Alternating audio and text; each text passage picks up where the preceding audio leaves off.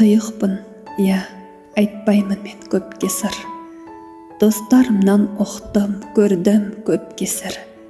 Ренжіме жүрсем дағы ешкімге, не себепті, маған бәрі өкпешіл. Ақ көңіл мінезімнің ақтаңы, мейірім жоқ, жүрекке сол батқаны. Мен ылғида мақтап жүрген адамдар, не себепті, неге мені даттады. Ойламай-ақ жүре берем сынақты, сенгендерім аяқтан шалып құлатты. Қуантсам қалай деп жүретін адамдар, не себепті, неге мені жылатты. Өмір сүрем, алға қарай екпінмен, адамдарға өкпем де жоқ, кек мүлдем.